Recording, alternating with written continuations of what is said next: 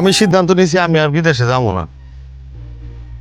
বিদেশে যাবি না? এটা কি তোর মামুর বাড়ির আবদার নাকি তোর শ্বশুর বাড়ির আবদার? মিয়া ভাই, তুমি আমার সাথে এইভাবে কথা কইতেছো কেন? তুমি জানো না আমার শরীরটা ভালো না। বুঝলাম শরীর ভালো না, বিদেশে সেই জন্য যাইতে পারবি না। তুই দেশে বসে তুই কি করবি? কেন? আমি তোমার সাথে ব্যবসা করুম, আর নাইলে নিজে একটা দোকান করে নিবো। ওই তোর কাছে না আছে টাকা, না আছে দোকান, তুই কিসের ব্যবসা বাণিজ্য করবি? মানে মানে খুব সোজা, তুমি দেশে থাকতে পারবা, তোমাকে বিদেশে চলে যেতে হবে। আব্বা, আমার সিদ্ধান্ত ফাইনাল, আমি আর বিদেশে যাব না, আমি দেশে একটা কিছু করব। আমিও ফাইনালি সিদ্ধান্ত নিয়ে ফেলাইছি। আমার বাড়িঘর সমস্ত কিছু আমি আমার 3 সন্তানকে লেখা দেব। বাস।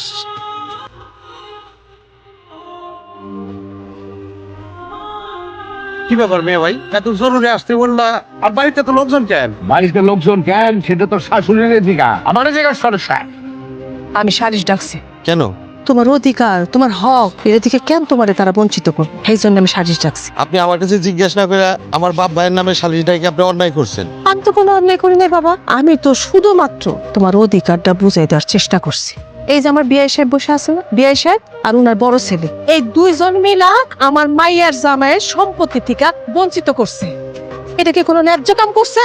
আমি যতটুকু জানি আপনার সংসারের মধ্যে অনেক আয় উন্নতি করছে, আপনি তার হকটুকু আপনি তার মিঠাই দেন, তবেই তো ঝামেলা শেষ হয়ে যায়। তারে বিদেশে পাঠানোর জন্য লক্ষ লক্ষ টাকা খরচ করছে। সুতরাং সমস্ত সয় সম্পত্তির মালিক আমার বাবা, আর মালিকানা সূত্রে সেই সয় সম্পত্তি সমস্ত কিছু সে তার 3 ছেলে মেয়ের নামে ভাগ করে দিয়েছে। এই যে দলিল দেখেন। সুজন, এই দলিলের মধ্যে তো আমি দেখতাছি তোমার নামে তোমার বাবাই কোনো সম্পত্তি দেয় নাই, সমস্ত সম্পত্তি তোমার 2 বোন আর 1 ভাইয়েরে লেখা দিয়ে দিচ্ছে। আপা, শুধু শুধু আপনি আমাকে সময়গুলা নষ্ট করলেন। যেই সম্পত্তি লেখা দিছে সেই সম্পত্তি নিয়ে কি কোনো বিচার আচার হয়? তাই না দলিল? এই তোর সবাই আব্বা, আপনি যদি এই কাজটা করে ভালো থাকেন, খুশি থাকেন, আমার কোনো অভিযোগ নাই। তোমার কি বিদেশ যাইতেই হবে? দেশে বসে ভালো কোনো কাজ করতে পারতে না? কি করবো দেশে বলো? হাতে তো আর কোনো টাকা পয়সা নেই। সারা জীবন যা কষ্ট করে উপার্জন করছি সব তো মানুষের জন্য করছি। আমার তো আর নিজের জন্য কিছু রাখি নাই। হাতে কোনো টাকা পয়সাও নাই যে কোনো ব্যবসা বাণিজ্য করবো। আমাদের যে সন্তানটা দুনিয়াতে আসতেছে ওর জন্য হইলেও আমাকে বিদেশ যাইতে হবে। তুমি একটু টেনশন করো না, নিজের খেয়াল রাখো, নিজের দিকে যত্ন রাখো। তুমি এত অসুস্থ শরীর নিয়ে কিভাবে বিদেশে কাজ করবা? তোমার অনেক কষ্ট হবে, তাই না? আরে পাগলি, আমার কোনো কষ্ট হইব না। দেখো, আমি সময় মতো ওষুধ খাবো, নিজের খেয়াল রাখবো, দেখতে দেখতে দিন পার হয়ে যাবো। তুমি কোনো চিন্তা করো না, তুমি দেখে থাকো।